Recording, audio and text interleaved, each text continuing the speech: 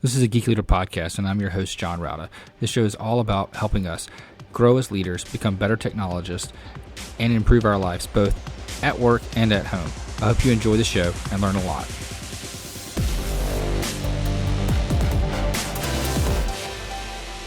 Welcome to a Geek Leader podcast. I'm your host, John Rauda. And if you could, please do me a favor and take a moment and leave a rating and review in whatever podcast player you're listening to this on, whether it's Apple Podcasts, Spotify, iHeartRadio, doesn't matter. I would greatly appreciate it, and that feedback really helps get other listeners to the show. Also, if you're not subscribed, go ahead and subscribe so you don't miss an episode. And if you feel so inclined, you can go to geekleader.com/tip and donate to the show. Thanks so much. All right, Geek Leaders, today I'm honored to have Steve Cadigan on the show. He was the first Chief HR Officer at LinkedIn, and he's the author of a book called WorkQuake. And for the last dozen years or so, he's been coaching, leading, and working on workshops and helping other leaders like us grow and become better leaders, which is all we're interested in here at geekleader.com. Anyway, with all that being said, Steve, welcome to the show. Great to be here, John. If you don't mind, tell the audience a little about your background, how you got into HR work to start with, but then got into focusing on leadership in general. Sure. So listen, I have been in the talent space, sort of accidentally found it about 1 year out of school. I was working in a fashion company as a credit and collections analyst, and I was thinking of applying to business school to broaden my options and career possibilities. And someone on the team there at this company called Esprit said, "Hey, do you want to do some recruiting?"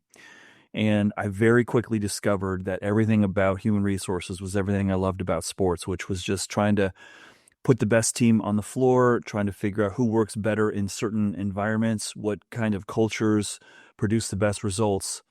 And so over sort of the next 25 years, I was in 6 different industries, fashion, then I went to insurance, then I went to semiconductor, then I went to networking, and then I had a tour in Asia for 2 years in Singapore, which was phenomenal. I was with Cisco Systems and I ran HR for all Asia. And then from there, when they wanted me to come back to the expensive land, California, I refused. So I took an opportunity in Vancouver, British Columbia, as my first head of HR for a small chip company called PMC Sierra. They've since been acquired. So I think it was Microsemi bought them after I left. So I moved back to the States after 4 years in Canada to go to the video games industry and started to really focus on M&A integration because Electronic Arts was buying studios all over the place, and that sounded like really a great opportunity until 2008 hit. And the second mortgage crisis sort of diminished my job because the company wasn't going to buy any other firms because cash was really sensitive.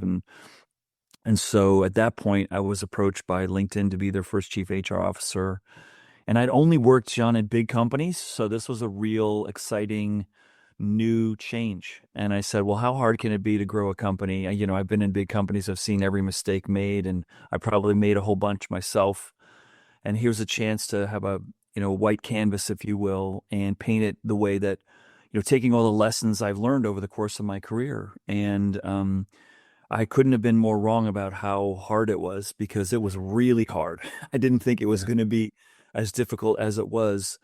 And what was great about the experience was that it took down my profession to the studs. Why do we need a performance management structure? Like, why even do that? And, how many levels should we have in the organization? What's our belief around compensation philosophy?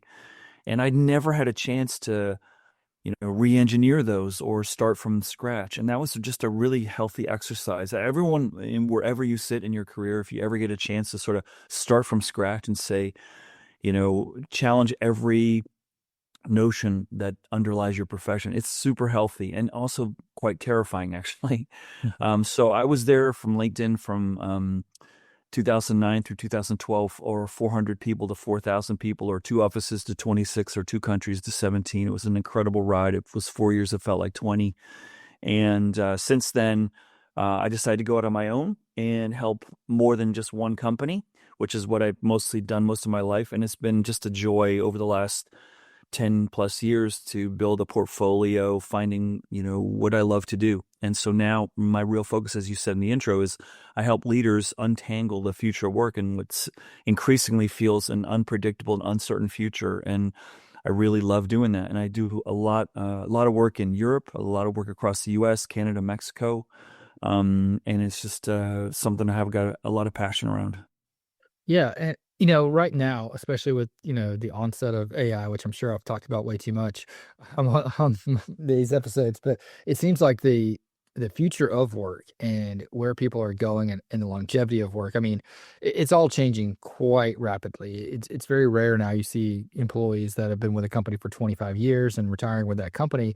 Uh, what do we as leaders need to be thinking about and doing when it comes to just our team and our staff?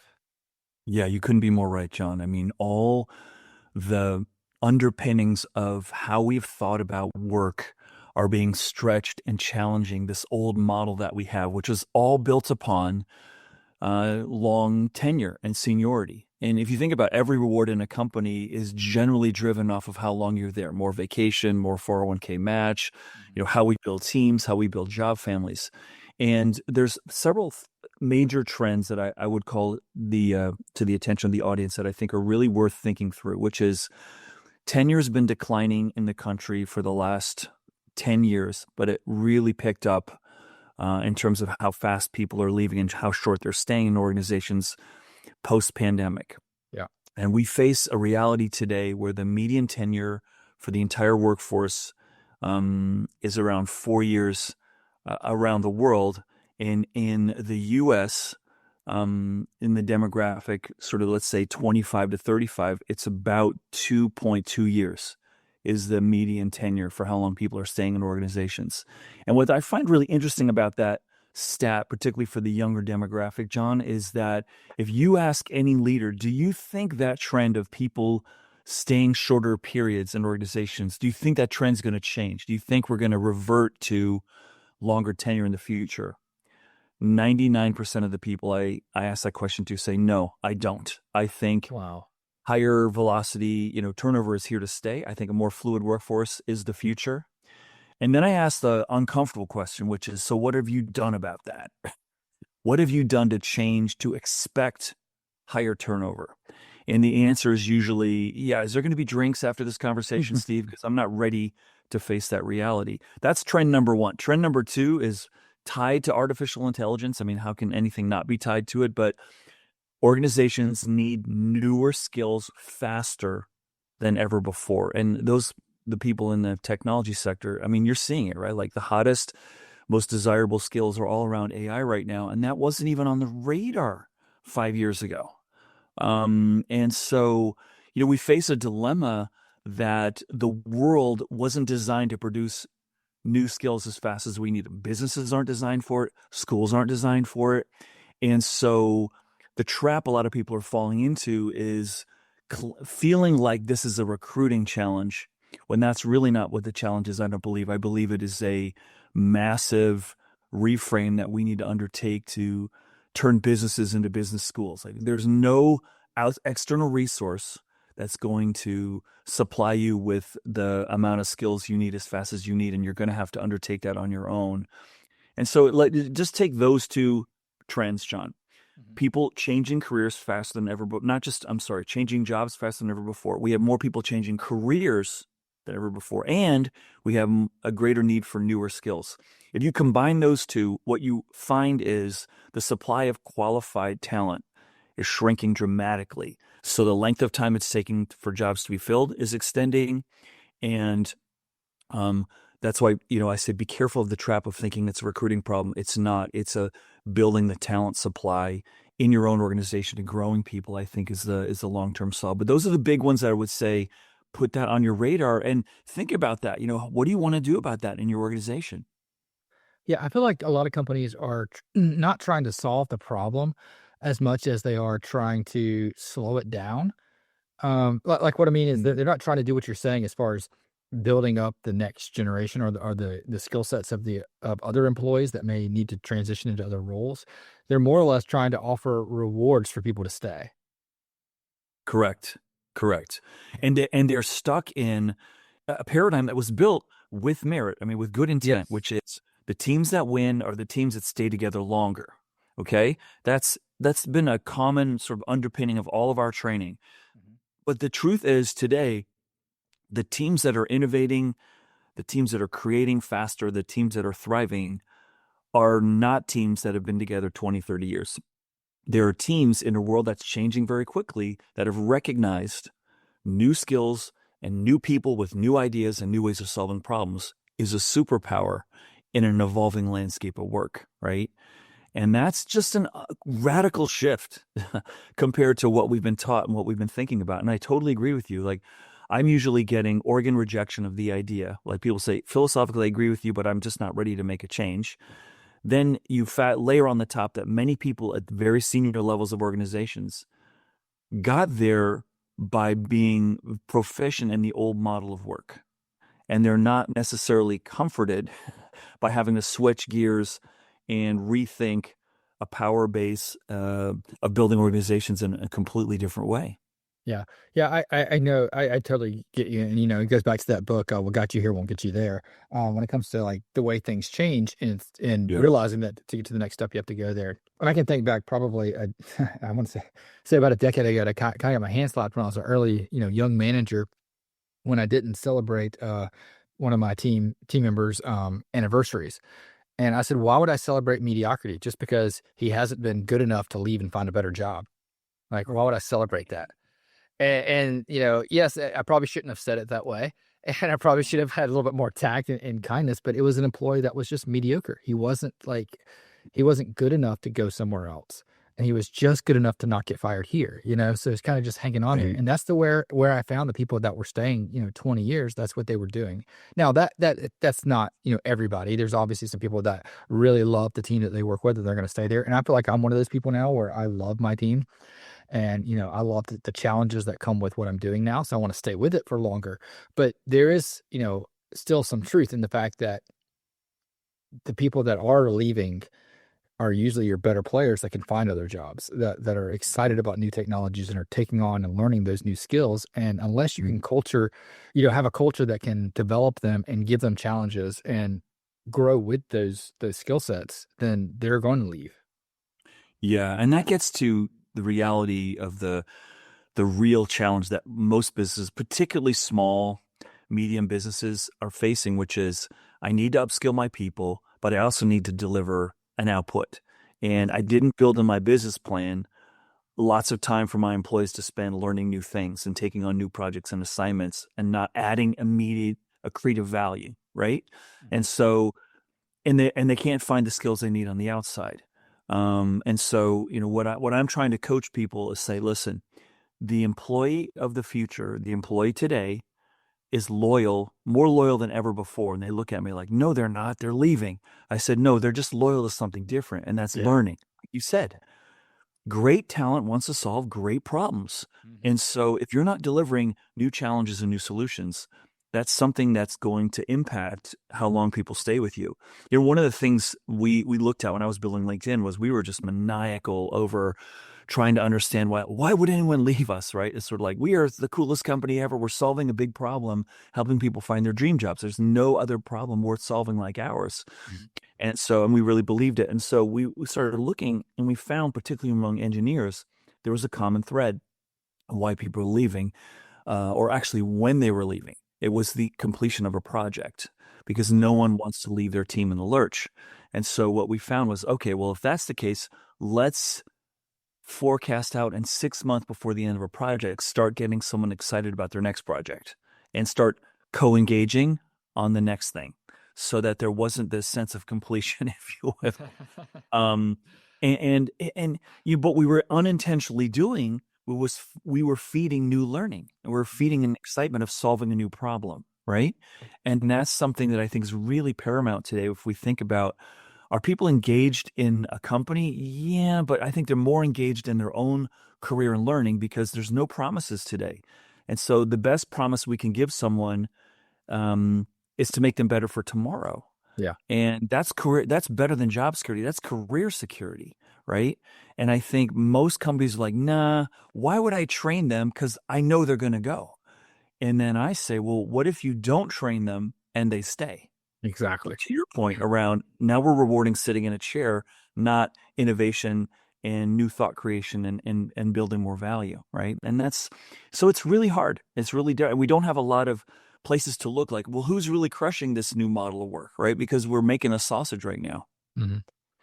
No, I totally get that. And, I think when you look at what you're saying, going from project to project, you're building people that are loyal to a mission and to learning something new. And it gets into like, the chemicals of your brain. And like I've been learning a lot just in brain chemicals recently. And dopamine is, so important. And when you learn that new thing, you get that rush of dopamine. When you have this challenge and you're trying to overcome it and figure out, strategies and something works, you feel excited. You get super pumped up about that. And when that goes away, there's just like, I don't want to say it's a depression, but it's like a lull, right? Where you feel like you need to fill that void with something else. And what's more exciting than working somewhere else and getting a new project and a new, mission? I'm so happy to hear you say that. And we're going to have to talk offline about this because I'm writing a book about what you're exactly talking about right now, which is, I reflected after, building this juggernaut LinkedIn really, really fast. And what struck me over time, John, was that we had more people in doing things they'd never done before, not in every role, but in lots of roles. And they had a fundamental, set of basic experiences. But if you extend that out, what I find fascinating about Silicon Valley, and it's not a perfect world, and there's a lot of that's broken, but I don't think anyone would argue that there's more creativity, innovation, market value creation happening in Silicon Valley. And there's also more people doing things at scale that they've never done before, solving new problems, building new markets, tackling a new job they've never done before than anywhere in the world. And there's also greater turnover. And so I think there's a lesson there that most businesses are not built to set that up. They're built for continuity, consistency, reliability, predictable outcomes. And putting people in new roles and giving them that dopamine hit of like, wow, this is new and exciting is sort of antithetical to what, these creative and innovative, organizations are delivering. And so that's sort of why traditional legacy businesses are really facing a struggle. Plus, legacy businesses, let's just take banking, insurance, retail, they've never faced a radical competition for talent like we've faced in the world of technology for years. It's always been a challenge to hire technical talent. And now these many industries are facing, oh my gosh, it's not just easy. And you take a look at the accounting industry. The public accounting industry has just declared accountants an endangered species. And that's because accountants have finally figured out, or math majors have finally figured out, hey, I can go apply my skills in lots of other ways. Mm-hmm. And that's really jarring to an industry that just would show up on campus and say, give us your best accounting majors. And like, yeah, we don't have a lot, Yeah. I think it's really, really interesting. And I think if you ask any executive, what was the biggest breakthrough in their career journey, they will probably tell you it was that one boss I had who put me in a role I didn't think I was ready for, prepared for, could conquer, and I did. And that's powerful. And we don't design to make that happen in most businesses. We design to prevent that from happening, which is, I think, something to really think about in a world that's changing quickly. More people doing new things gives you the adaptability advantage, which I think is a real superpower in today's ever-changing economy. Yeah, absolutely. I think you're 100% right. And when you look at it, and especially in tech companies in Silicon Valley, and being the fact that I've been in tech, I'm a little bit biased for sure, but our skill sets change more rapidly than others. I mean, yeah, there's new tax laws every year, but taxes are roughly the same. They're not really changing that radically every year. There may be a new, discount or something that you can get, or a new percentage change, but it's mostly the same thing. Whereas I teach part-time at Winthrop University in computer science, and what I teach my students is you need to learn how to learn and what you enjoy about learning, not a specific language or a specific way way of doing something on a technology standpoint, because it's going to change. And 90% of what I teach you, in your freshman year, will be completely out of date and obsolete by the time you graduate. So focus not on, what language you're learning, but how you're learning that language and the concepts behind it and how you can use that. And I'm a big proponent of, teaching my students with AI today. And, whereas some Mm. professors are saying you're not allowed to use this to help you with your paper, I'm telling you, you have to use this. And not only that, include all the prompts that you use, because I want to make sure you're using enough prompts and that your prompts are well constructed and Yeah. that you're getting the right input to get the correct output. And then what did you do to proof the output? Because that's a really important part that, some people are getting lazy and not doing. But, I think going through those things and making sure that people learn how to learn to activate those chemicals in your brain is really important. Well, that's such a fortunate perspective for you to be delivering to your students. I've been trying to tell to anyone who listened to me for the last few years that the superpower of the future, everyone wants to, well, Steve, what should we teach our students? What should we teach our employees? I said, I'm going to tell you the answer, but it's going to be a little bit unsatisfying and disappointing. And they said, well, what do you mean? I said, the most important skill that you can build is the skill of learning new things. Because whatever you learn, to your point, whatever you learn now is probably going to be less valuable to you next year or the year after. So your capacity and your confidence in learning new things is really, really powerful. And I've already started to see, in talking to many, many recruiters like I do around the world, particularly technical recruiters, I started to mess with them and say, hey, listen, I've got a hypothesis that I think in the next 5 to 10 years, we're going to hire people more based on what they can learn than what they know. And they look at me like, wait a second. They process it and they go, well, yeah, it's because we know whatever the job is, whatever the market we're in, whatever the business we're in is likely going to go through a faster metamorphosis than we've seen in prior years. So we need people that can demonstrate that. And so that leads a recruiter to immediately go to, well, how do I identify someone's learning velocity? And it leads candidates to say, how do I promote and showcase my capacity to learn new things? And I think that's going to be something we're going to see a lot more in the future. I don't know. What do you think? I think you're absolutely right. And, I think it's an exponential growth when it comes to the learning of what needs, and we're just now seeing the tip of the iceberg with certain things. But, and it's not just in tech jobs. We're seeing, robots now. They're going to be, we had like robotic arms to do like machinery. And I remember my dad, he retired at BMW, and there he worked on, the plant on the line, and they had robots that would move things, around, and stuff like that. But the difference between that when he retired, 15 years ago to what they're doing today, and now you're looking at humanoid robots that are taking over factory jobs and doing, things that were considered too delicate for a robotic arm to do now can be done. And that's just going to get, evolved significantly further that, you know, things that were standard jobs where you didn't really have to learn a whole lot, didn't change a whole lot in your career like my dad had, now are going to be changing, exponentially. Yeah. Yeah. I know. And this is a good jumping off point, if you will, around our the challenge we have as a global community to make sense of artificial intelligence. The trap I feel a lot of leaders are making is considering AI like we have prior, in technology innovations, and AI is so much more than that. And so let's just generalize and say most of the prior implementations of technology have been, hey, let's do more, let's go faster, and let's lower expenses. Okay, that's what we're going to use technology for. And so what do we see? The first deployments of AI are cutting headcount.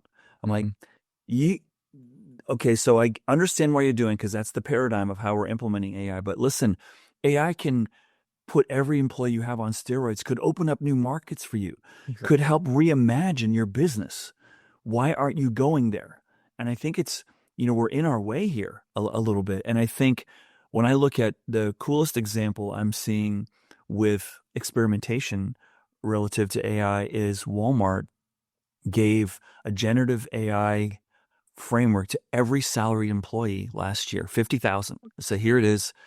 It's an app on your phone, but use it and tell us how you can lead better, communicate better, delight your customers better, find ways. And they started coming up with all kinds of shared innovations that were blowing people away. And what the biggest win was how excited their workforce was that they were just given this without any instruction manual, 3-day offsite. Here's all the, 50 Oracle trained people to do the ERP implementation. No, here it is. And it's fundamentally changed the relationship for all those workers and their jobs. And that, I think, is that's a really traditional retailer who took a big leap of faith and is reaping the rewards for that. But most businesses like, oh yeah, we're going to cut down to 400 customer service people. It's all going to be, this generative AI bot we're going to program. And I'm thinking, just play that out. How's it going to work for you if that's how you're going to use it? And so that's, I'm on the mountaintop crying to anyone who listen to me. I think we need to be more thoughtful around stop focusing on the bottom line with AI and start focusing on the top line. That's the most exciting and sexy way I think we should be thinking about AI. What are you seeing, John? I think that's the perfect way of putting it. I sat through like a little webinar thing, and they were showing some of the tool sets people were using AI for when it came to legal contracts. And they were showing like examples where they took all the redlined documents in Word format that had like the original contract, the changes, so you could see all the markup changes on the side, and they uploaded that to an AI neural engine that could kind of read them and understand that this was the original, these were the changes, and this was the final of where it ended up. And they were able to build like patterns based off that. So anytime a new contract came in, they could be uploaded, and within seconds you could see these are the typical red lines that are made by your legal team before sent back out. And, some people see that and they say, oh, we can eliminate lawyers. I see it as saying now, instead of doing, an attorney, let's say, doing 5 contracts a day, they could do 15 and 20, Yeah. and look at the output that you could take that from, instead of just how can we cut, and I agree with you 100%. Yeah. I love the fact you said the top line versus the bottom line. Yeah. And listen, you're bringing up a really interesting topic. So just like I'm sure you do with all your friends, we just debate this whole AI frontier that we're on. And I had a really great conversation with a buddy of mine who's an executive recruiter. And he asked me a question. We're playing some tennis, and he said, "Hey, Steve, how do you think AI could help us do recruiting better?" And I stopped and I said, "You know what? I think that's the wrong question." And he said, "What do you mean?" I said, "And this is why we're going to struggle with AI adoption, because I said, just, hear me out." I said, if you ask AI, how could I do recruiting better? AI is going to say, well, what is recruiting? And you're going to say, what's the acquisition of new skills and experiences into my company so that I can achieve greater outcomes? Mm-hmm. Okay.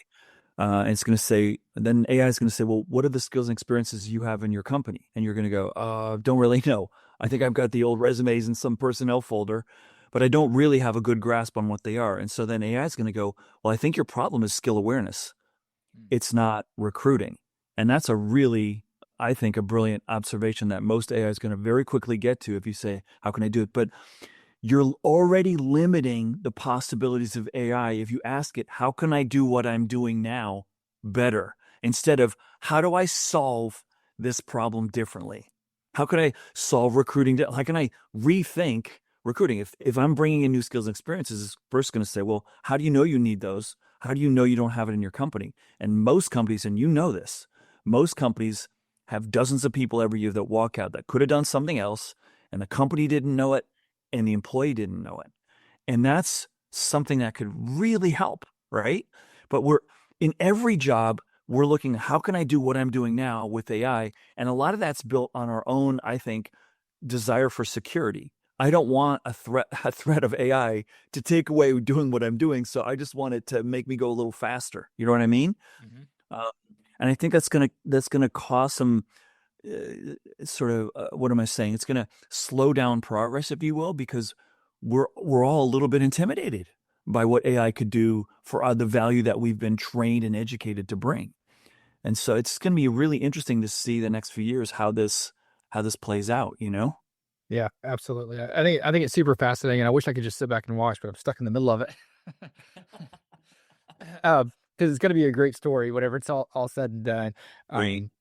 But it is really something interesting that I think as leaders we need to focus on and not worry about, but ride through it and realize that culture and caring about people and growing your people, no matter where the direction's going, is still going to be important, and one of those things that we still have to focus on. That's right. And I think we need to be really honest and say we've got a workforce right now that's afraid of AI. So let's have that conversation, and let's not try to be the oracle that understands how everything's going to get done with AI. Let's invite our people to say, how can we leverage this to make your job more amazing, and allow you to make a greater impact and feel more satisfaction and do new stuff. And I think we're going to see some real fruit if that's how we frame it. Yeah, absolutely. So let's shift gears just a little bit and talk about WorkQuake. And Yeah.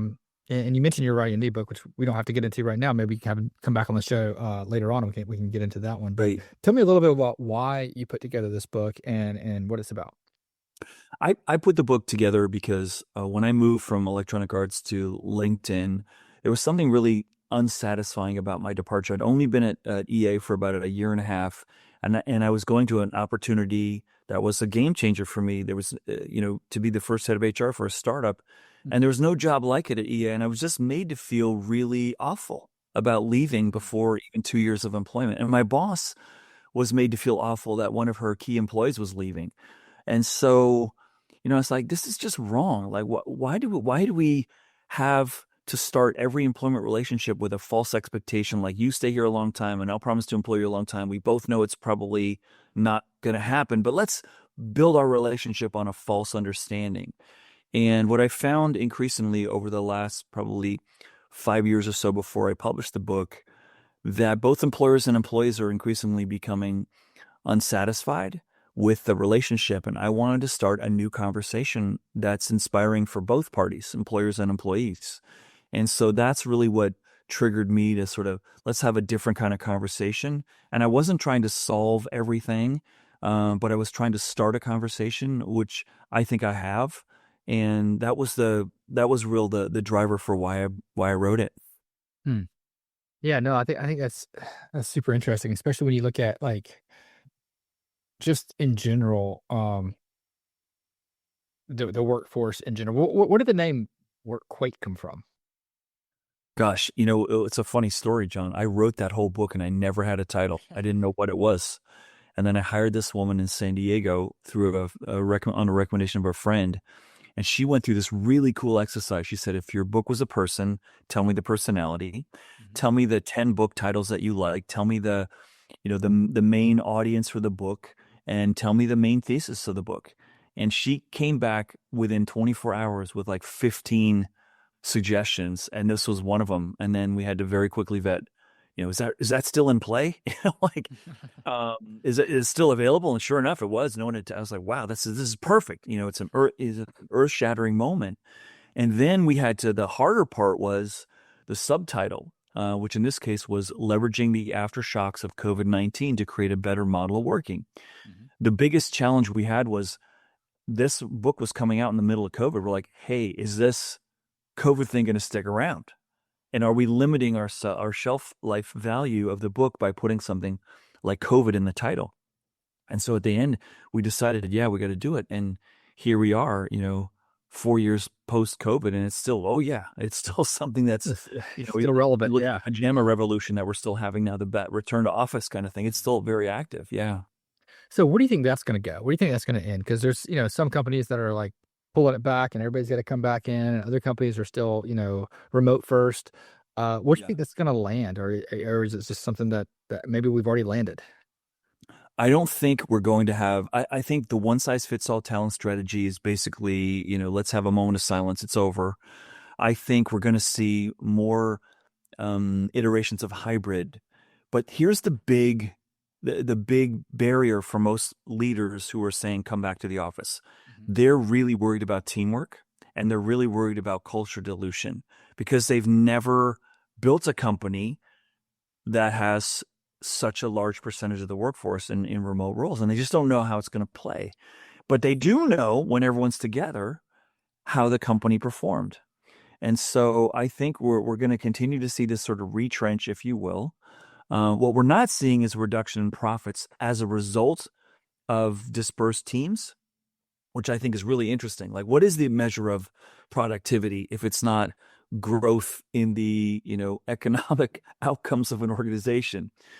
But you don't know over 3, 4, 5 years, like, well, what does that mean for our teamwork? What does that mean for process improvements and things like that? We just don't know. And so until we have more time and more, best practice use cases, I think we're going to still continue to see a bit of the retrenchment right now. And the challenge for businesses is that everyone in the world lived a different life during the pandemic. If you could work from home, and a lot of people were frontline workers and never had that opportunity. But for everyone who did, they discovered things like being home when their kids got home from school, saying, "Whoa, that's a really special moment. I was always missing it. I never knew what I was missing."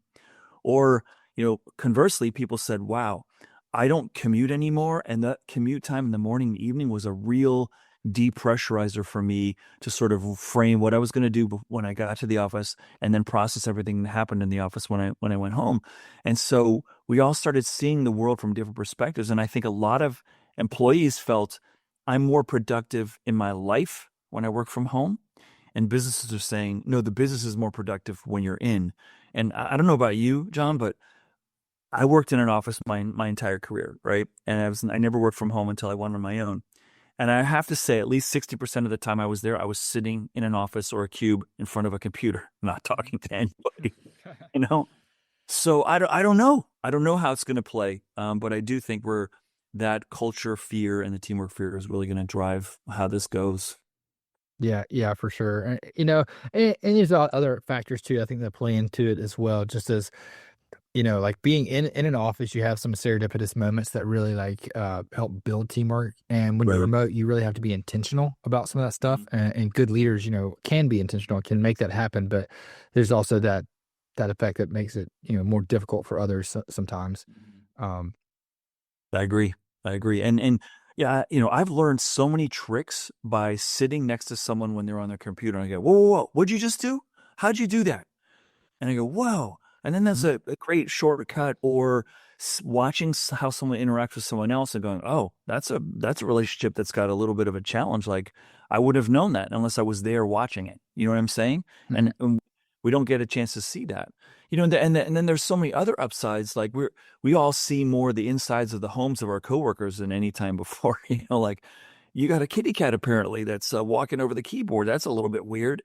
Or I didn't know that your parents live at home. And your grandparents. And I was like, wow, okay, that's interesting. So we got to know each other a little bit more, and that's not a bad thing. Yeah, absolutely. Yeah, and there's a lot of other things that, outside of leadership and teamwork that also come into play. Like, for example, a lot of businesses also own real estate, and they've got to get their money back out of their real estate somehow or another. And that will play into it somewhat, I'm sure. Yeah. But yeah, anyway, for sure.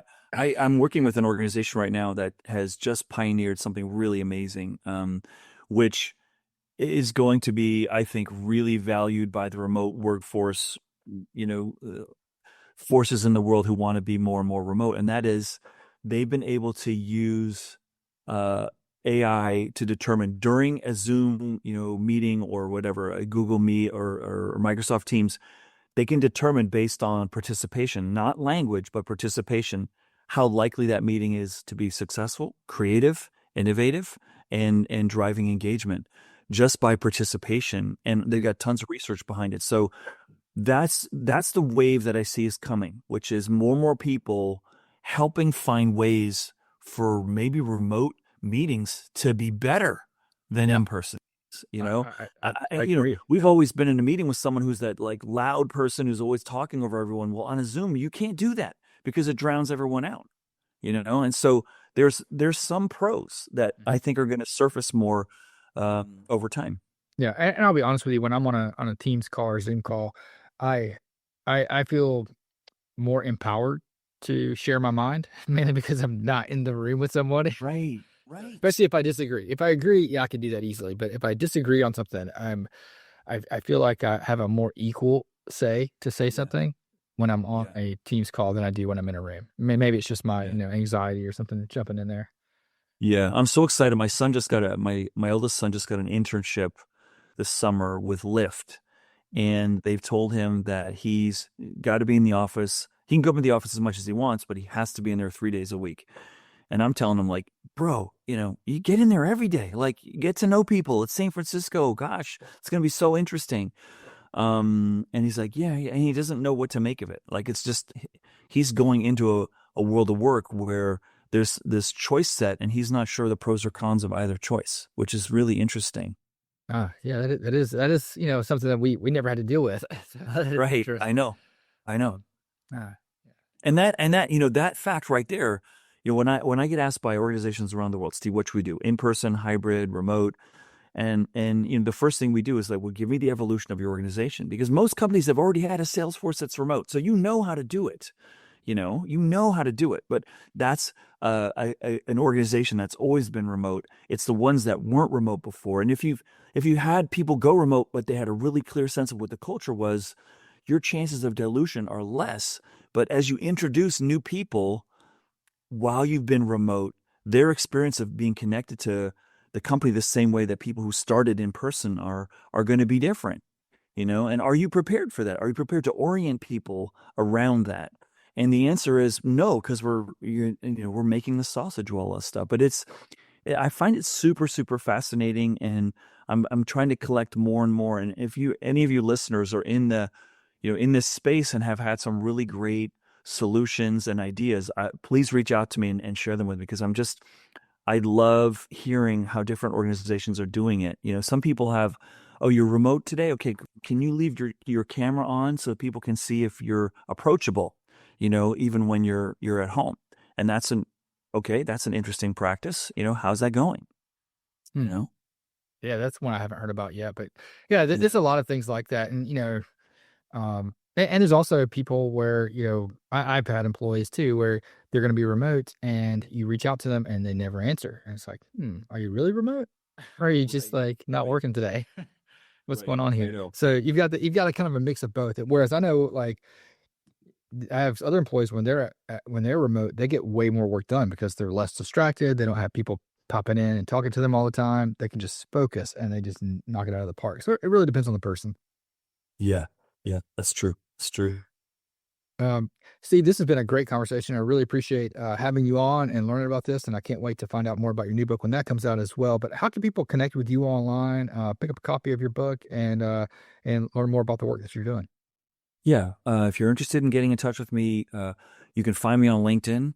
You can find me on my website, stevecadigan.com. I also have a TikTok channel with a bunch of true stories from corporate America segments that I find them pretty funny. And then if you want to find my book, you can find, WorkQuake, one word. You could find it anywhere books are sold. Appreciate if this conversation is interesting to you. I also have a podcast called the WorkWeek After Hours. It's on a bit of a hiatus, but I think some of the topics that we've covered are timeless. So, but John, thank you so much for having me on the show. Yeah, awesome. I'll link those up in the show notes too at geekleader.com. People can click through and find all that information. Thanks so much for coming on. Really appreciate it. Great to be here. Hope you enjoyed the show. Please go to geekleader.com to learn more about what this guest is up to. Click on their links and connect with them online. I would also greatly appreciate it if you could leave me a rating and review in Apple Podcasts or wherever you listen to the show. Make sure you've subscribed if you haven't already. And if you feel so inclined, you can leave me a tip by going to geekleader.com/tip.